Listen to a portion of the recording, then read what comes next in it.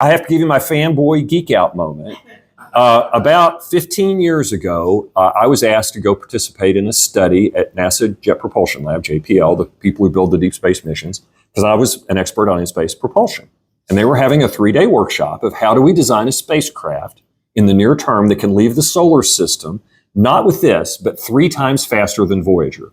So I'm working on different ideas for advanced propulsion. I was the person selected to go to be on the propulsion team from NASA Marshall, so I'm out there. And one of our guest speakers, he's getting up in years, he's now passed, was Dr. Freeman Dyson, who came up with Dyson spheres and came up with Project Orion. So Freeman was there. Wait a minute, did I show you the picture? Yes. Oh, I passed it. Let me go back. Hold on, I gotta go back. Going the wrong way.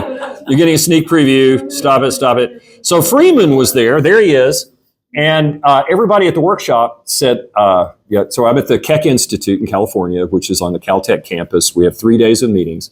Dr. Dyson, who was one of the eminent speakers, was not there yet. And the organizer of the workshop said, now everybody, I want to be real careful. We are not to talk about Project Orion.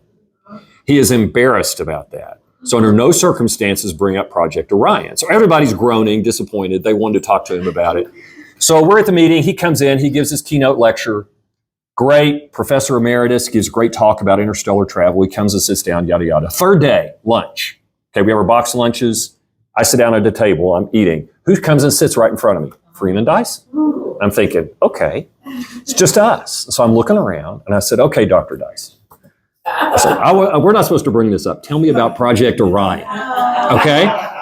He got a big grin on his face. He lost about 10 years off his age and started regaling us with stories about how they developed Project Orion and a test they did with non-nuclear testing, which I'll try to play here, where they used chemical explosives to show that this would work. Oh, cool. And that's roughly how it would work. And he said the day before they did this test, it was at a Navy base, they were really worried it wasn't going to work right.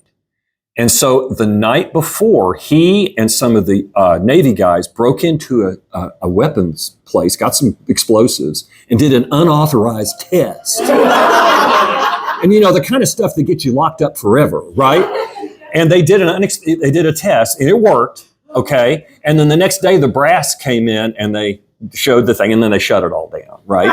But realistically, the need for space battleships kind of was not a good idea. And so they shut it down. But that was a way cool fan moment for me to have lunch with. And by the way, once he started talking, everybody gathered around and got to hear the stories of what he did with Project Orion.